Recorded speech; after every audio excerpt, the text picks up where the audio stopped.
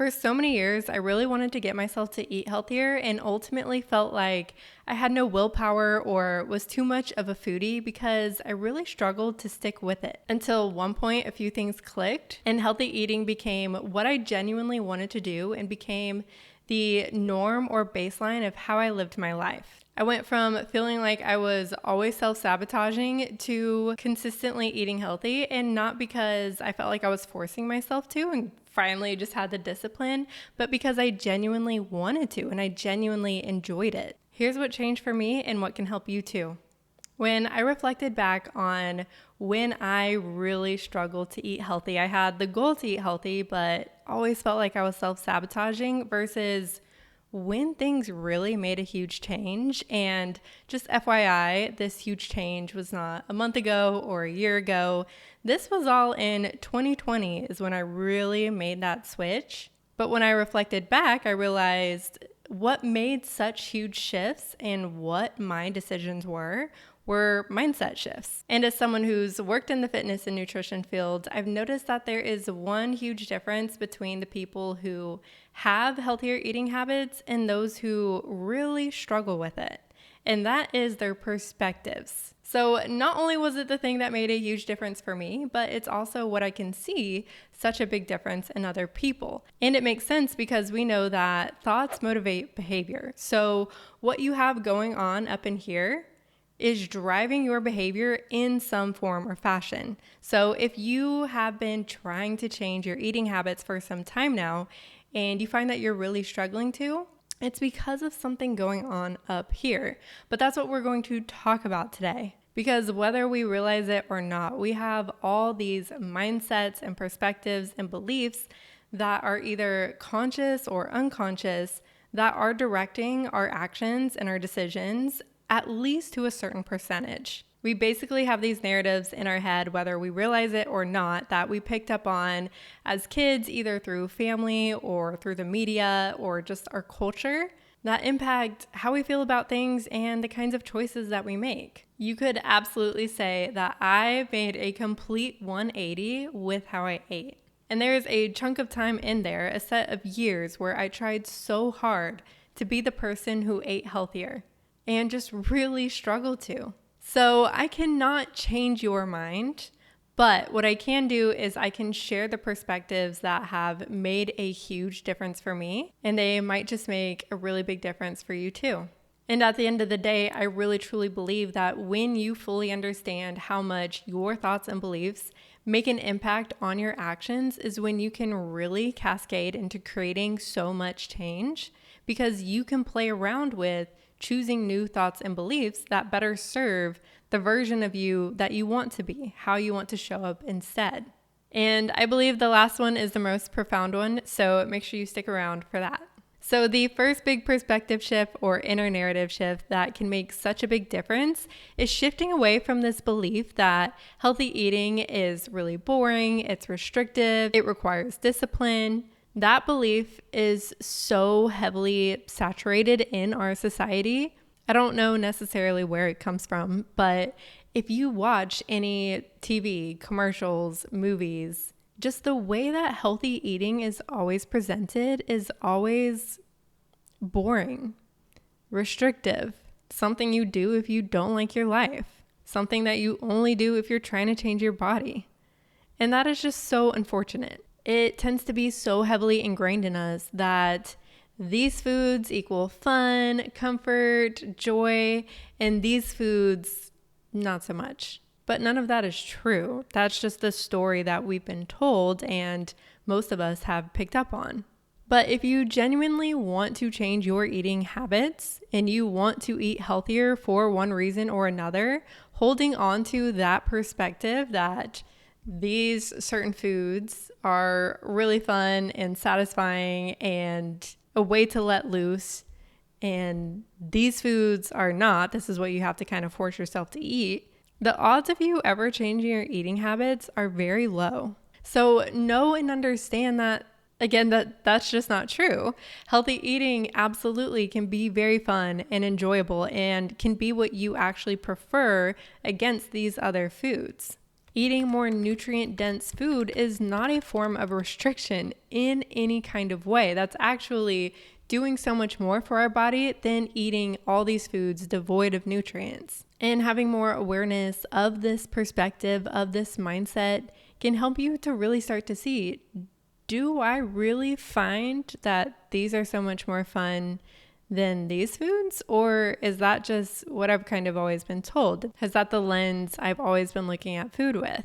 And I say that as someone who absolutely is a foodie, who thought giving up certain foods or just not eating those kinds of foods very frequently would be so sad, but am now someone who is so happy and fulfilled and full of joy and finds plenty of comfort in food with these healthier foods.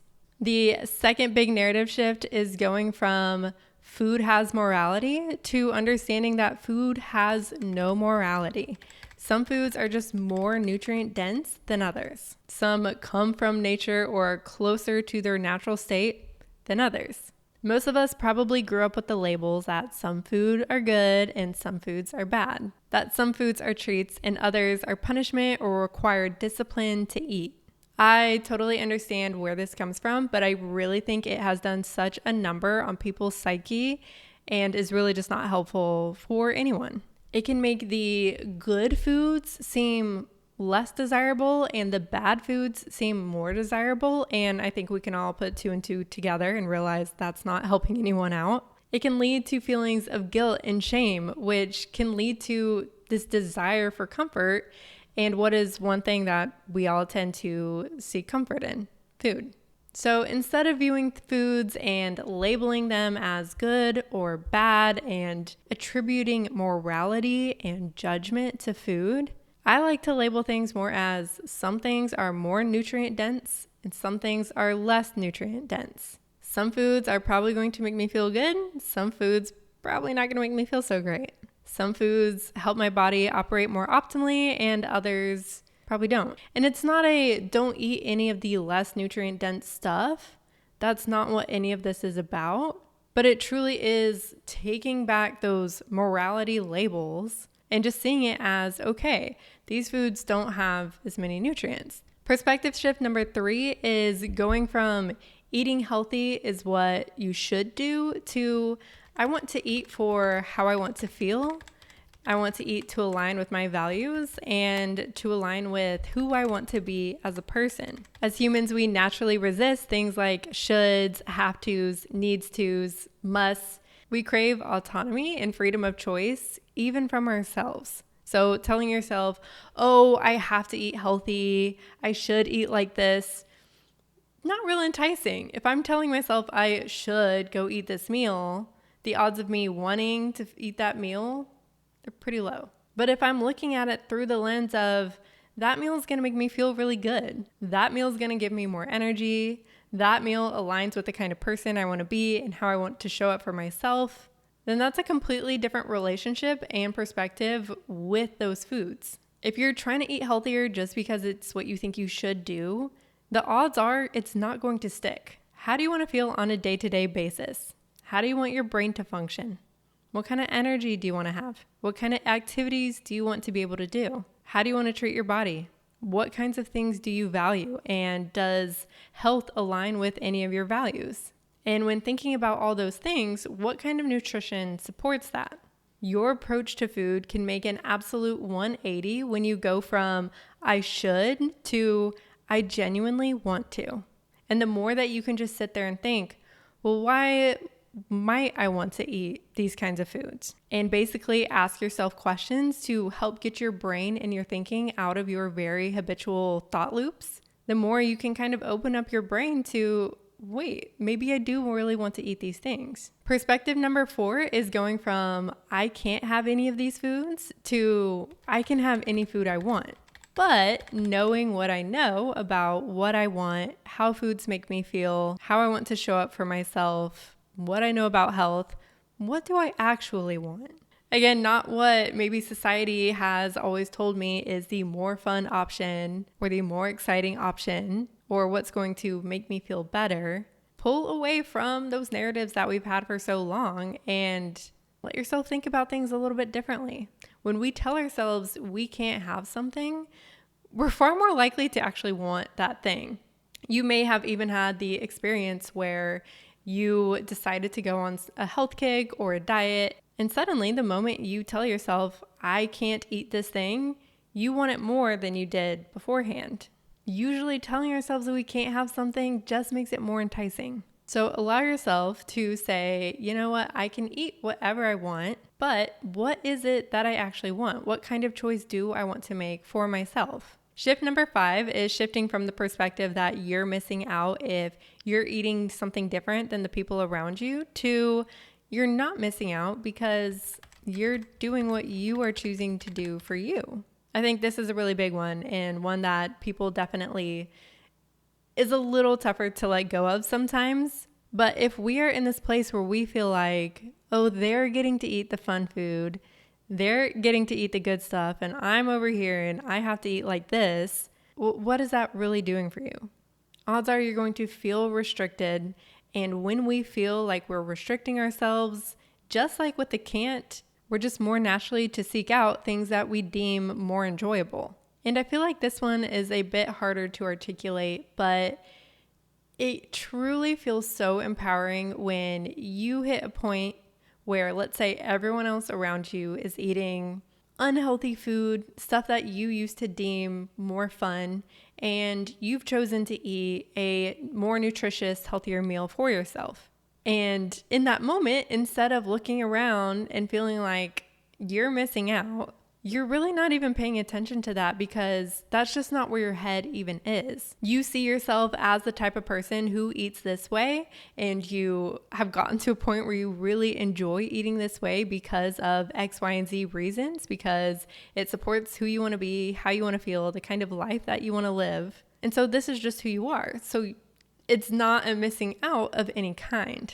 And with all these perspective shifts, I also just want to say that the point of this is by no means to ever have any food off limits, but it is really just recognizing there's always a balance to be had, and we can always recognize what foods make us feel better, which ones are more aligned with goals that we have, and just choose to eat more of that stuff than the stuff that doesn't make us feel so great, that maybe makes us feel sluggish and bloated and have brain fog, or that don't align with goals that we have with our health or body composition. And the last, and I believe most important one here, is changing your self-perception. Changing your perception about yourself, how you view yourself, what you tell yourself, what you believe about yourself. That will make a massive shift. Over time, we internalize our experiences and let that craft a self-image that we then treat as truth. But if you see yourself as someone who does not like to eat healthy, who thinks healthy food is boring, who has no willpower or discipline, who really loves junk food, the list can go on. Whatever we believe about ourselves is what we're more likely to act in alignment with. So holding on to this self-perception and these beliefs about yourself likely is not serving you, or at least helping you live how you want to live. Understand that your self-perception is just made up of thoughts and beliefs, neither of which are any kind of fact or truth, and they absolutely can be changed. So you can think about, okay, what kind of food habits do I want to have? And then you can craft a new narrative for yourself based on that. So you can think, okay, I want to be the type of person who stops eating when I'm full more often than not.